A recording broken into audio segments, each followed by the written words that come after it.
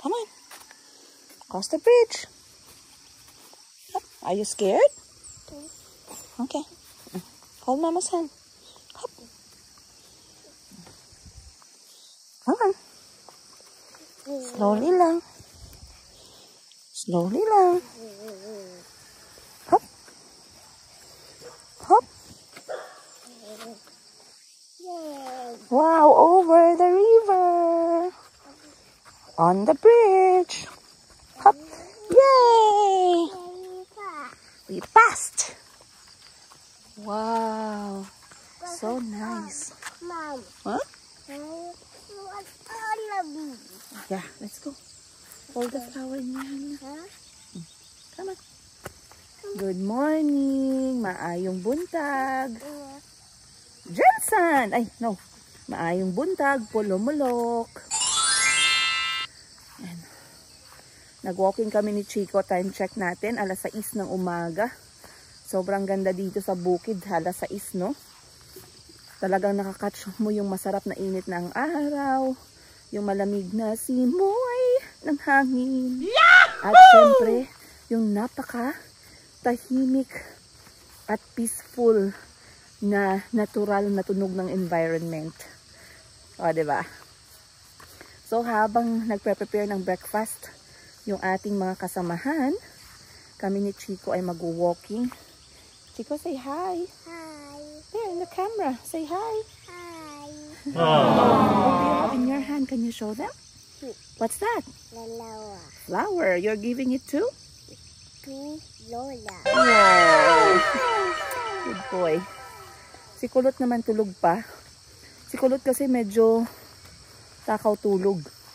So iniiwan ko yan siya basta ganyan para feeling ko nag-ano siya, growth spurt. Yung edad na mabilis yung kanilang pagtangkad. Oh, let's go.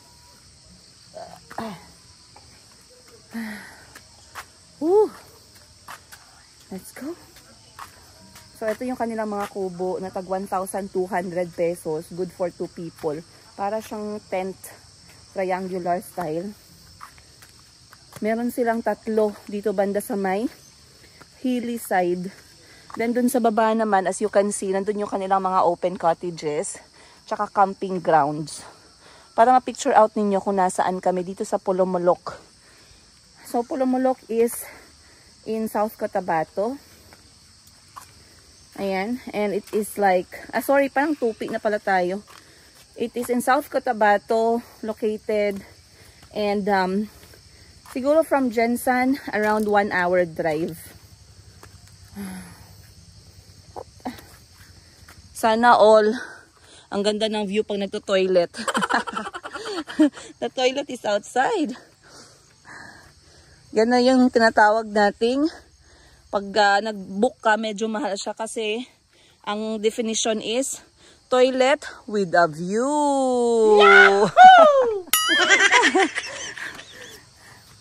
So kagabi pumunta yung mga kapatid ko pero nagsiuwian sila kasi they had to prepare for our family get together ngayong Saturday.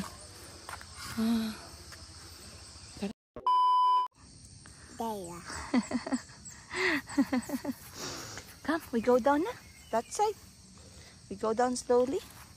No. Go. There's a lot of snakes. Come on. Mom. Yes. This side, this side. Mom. Let's go check on Bobby.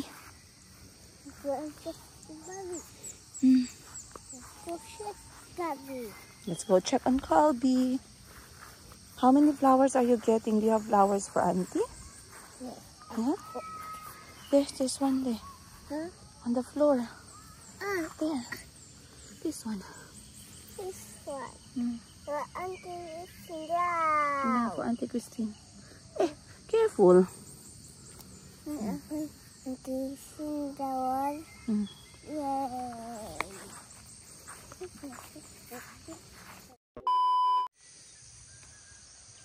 Ang ganda ng sikat ng araw. So, ito yung reason bakit hindi ako nagdala ng any form of speaker at music. Kasi gusto kong i-enjoy ang tunog ng kalikasan. Ayan, so guys. We are getting some vitamin D. Di ba yung sa sun? Ayan, sobrang ganda ng sikat ng araw. Wala talagang hapdi sa balat, as in.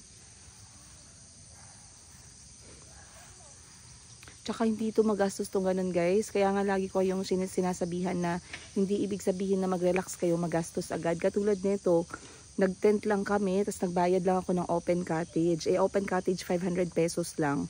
Tapos yung tent, libre na siya kapag kumuha ka ng open cottage. Magdala ka lang ng tent, walang bayad. Yung pagtayo mo ng tent katabi ng cottage. Then entrance fee namin 100 pesos kada ulo ng mga tao, kada ulo.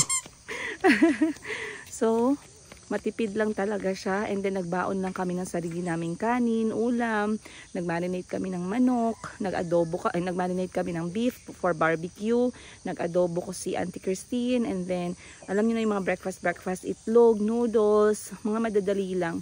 At saka sardinas. So sobrang tipid talaga. Na-enjoy ni Mayumi yung init. Ayan.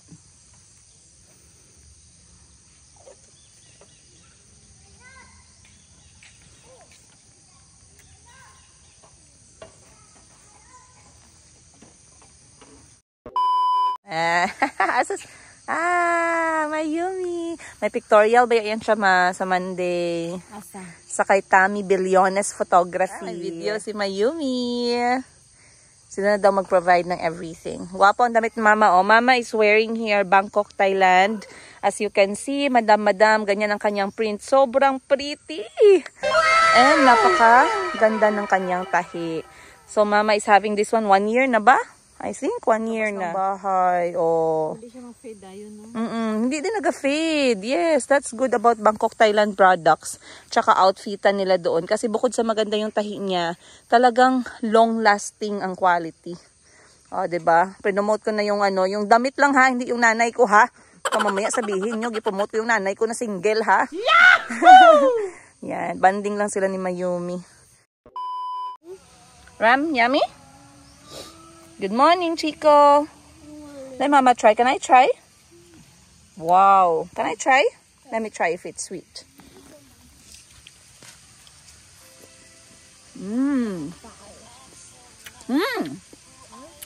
Very sweet.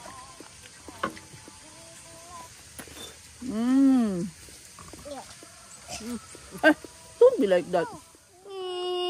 London Bridge is falling down. Falling down, falling down. London Bridge is falling down, my fair lady. Wow! Humpty Dumpty sat on a wall. Humpty Dumpty had a great fall. Oh no, Humpty Dumpty cracked his head. All the king's horses and all the king's men couldn't put Humpty Dumpty together again. Uh-oh. Hold tight, or you're going to fall on the lava. Oh, the lava. Oh, the lava. Lava. But we are watching lava every day. I know, and once you fall in the lava, what will happen? You die. You die. You will die. No, not die. When we watch the lava, they can come out. But I don't know how they can come out. I know, me too. I thought they will die. Maybe it's a pretend, yeah? Ayun, time check guys, 8:00. Sobrang bagal ng oras dito, no? Pag nasa probinsya tayo. Kasi talagang na-enjoy mo, wala ka namang masyadong gagawin. Kami ni Mayumi nagpainit sa araw, kumain together. Sobrang nakaka-enjoy. Ayan. Maingay pa rin yung mga ibon. At saka hindi masyadong tutok yung init ngayon, kaya sobrang ganda ng weather. So, yung mga bata ay nag-e-enjoy sa kanilang spring pool. At ako'y natutuwa sa kanila. So, nag-research muna ako kung pwede ba namin puntahan yung malapit lang dito na hot sulfur resort. Tingnan natin yung benefits ng hot sulfur kasi parang masarap yun sa katawan. Yung mga hot spring. Automatic massage. So, tingnan natin mamaya anong mangyayari sa araw na to guys. Of course, I'll keep you posted. Huwag nyo kaming iwan sa episode na to. Ang ganda ng kubo, oh. Wow. Yung parang pag nandito ka sa lugar na ganito, parang ayaw mo nang umuwi. Sana all, ayaw umuwi.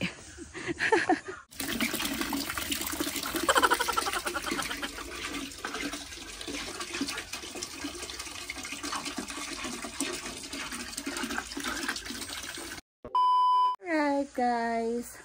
Nako, nag-toilet ako guys. Sobra akong natagalan. Hindi ko alam anong nakain ko. Na talagang sobra akong constipated. Yung feeling ko na ang aking jebs ay naka-horizontal. Nagpa-rescue na ako sa mga kapatid ko. Guys, sabi ko, ayaw lumabas. Kanina pa ako dito, 30 minutes na, hindi ko alam anong gagawin ko.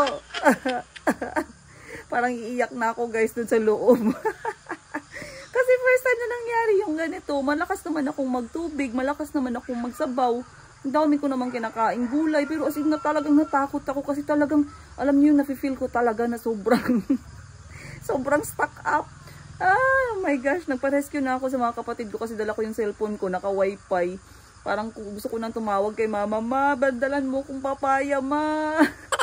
Buti na lang guys, nakalabas. Ang sarap sa pakiramdam. Goodness, hindi ko alam kung na-experience nyo din yan.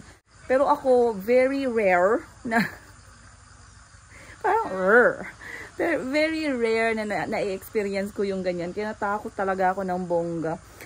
So, anyway, ayan na at medyo nakaginhawa na tayo ng mas magaan. Andito ako ngayon sa ilalim ng kanilang kubo. As you can see, meron sila ditong tambayan. Ayan. Medyo pasosyal ng konti, no?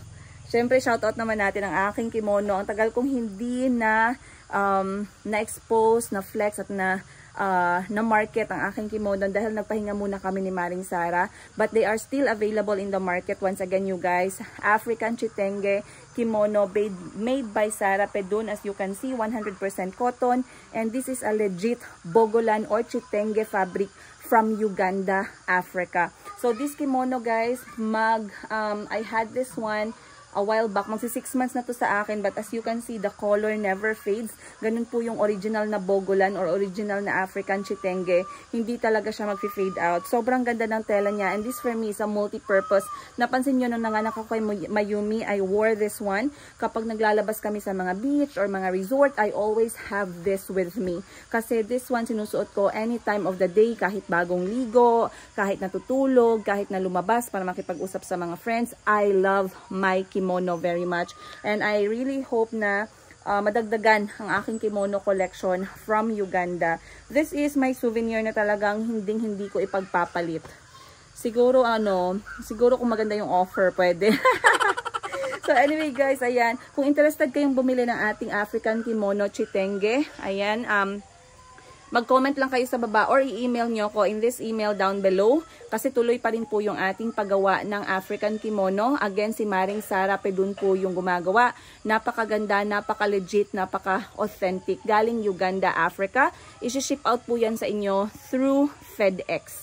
So, yung tatlong kimono, umaabot po tayo ng 2.5 kilograms. Mabigat siya dahil sa tela. At the same time, meron po siyang kasamang tote bag kada kimono. Each kimono, nag-increase po kami ng prices dahil nagmahal po yung ating raw materials, lalong-lalo na sa Uganda. Madaling magmahal doon yung mga items. So, right now, ang isang kimono natin, standard size for women is $60. Then, the next size, which is for men, is $65. Followed by XL, which is $70 US.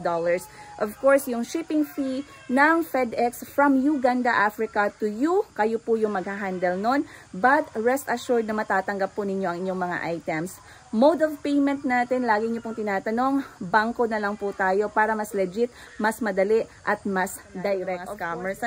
So anyway, ayan, nakikita ninyo? Hindi kayo magsisisi if you will have 1, 2, or 3 or you want to buy this and give it out to your special people. Ayun.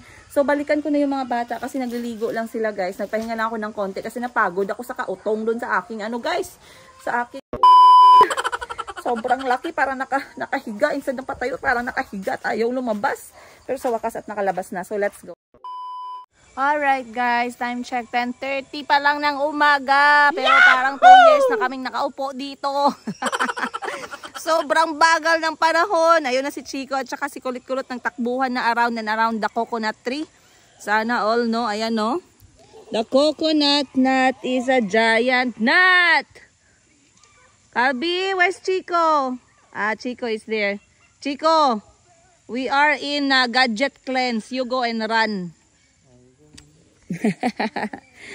Pinaalis ko muna si mama dahil dito malapit kung nasaan kami, merong palengking malaki kung saan nagbebenta sila ng napakasarap na turon na tinatawag na torjak ng Pulumulok. Ayan, shout out sa inyo mga taga torjak, mahilig sa torjak at lahat ng bumibili ng torjak dyan.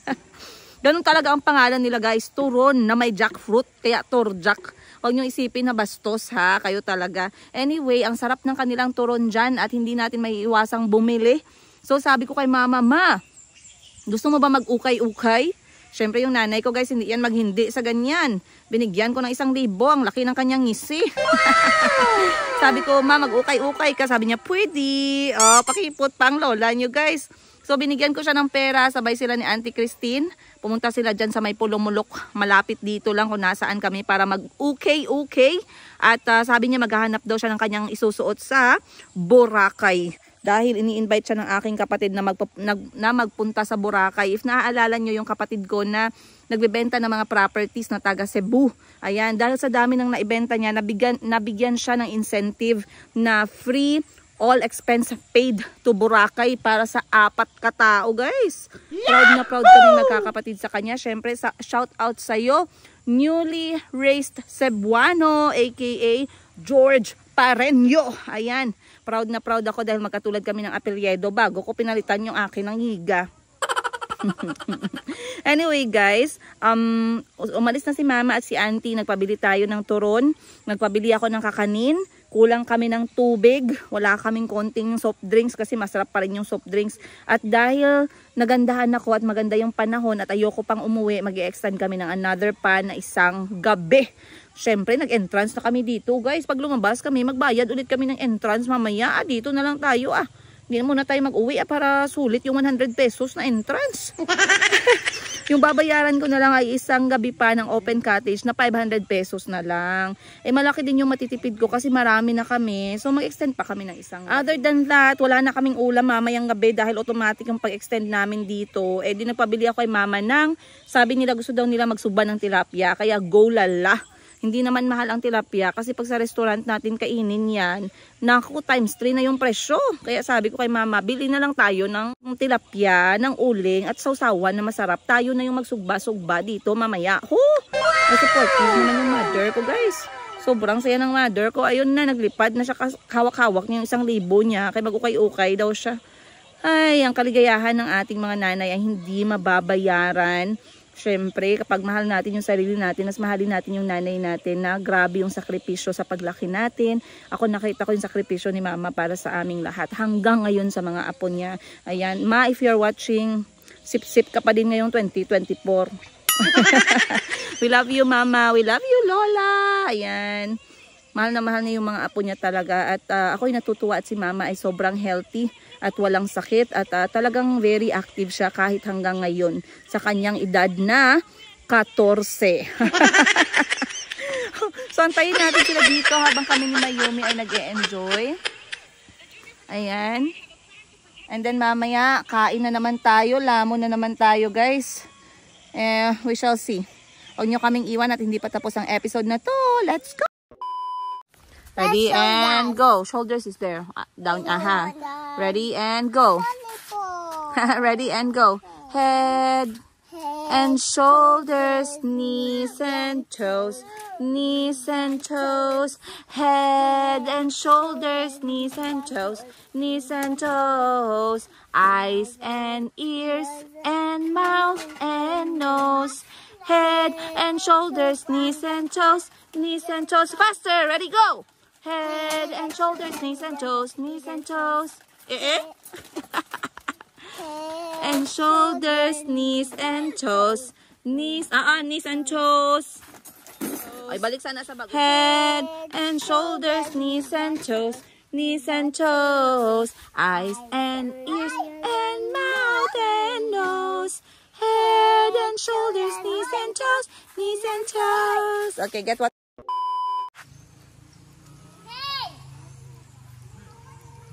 Say shoo to the dog.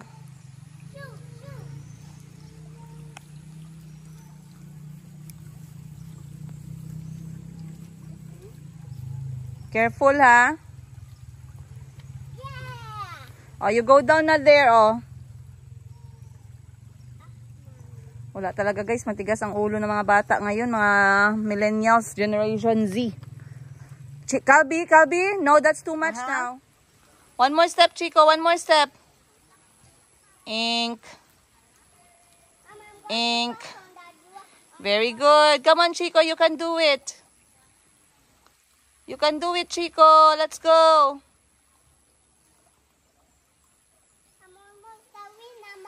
Okay, help your brother. Tell him he can do it. Can I have some bubble gum? You're moving our table. Oh, yeah, lollipop.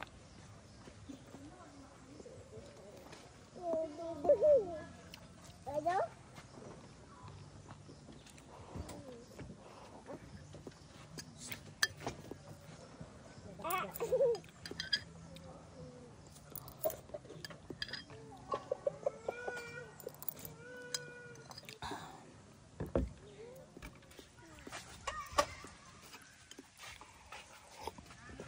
Sabi ng isang comment, nagbabasa ako ng comment kaninang umaga, sabi ng isang comment, if you have common sense, you will not sit anywhere under the coconut tree. Kasi daw pag may common sense ako, dapat inisip ko na pwedeng mahulog yung buko sa amin. Tapos ngayon yung buko guys, yan nyo. Wala pong bunga yang mga yan. Tinanggalan po niyan nila. Kaya, syempre, yung sagot ko sa iyo is, sana, nag-common sense ka na lang din na inisip ko in advance kung mahuhulugan ba kami ng niyog.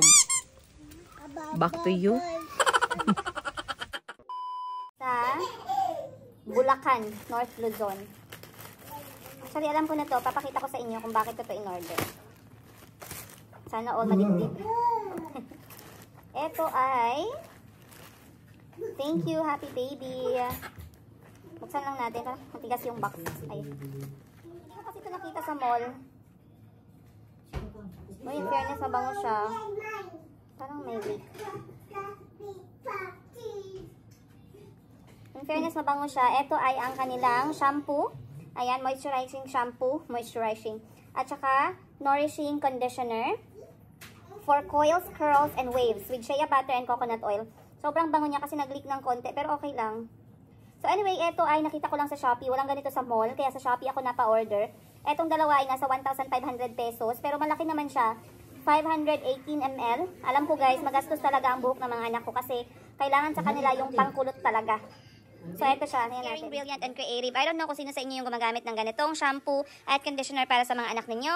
Pero I feel good about this product and I'm happy na finally nakabili din ako ng something na I feel good about when it comes to the kids' hair.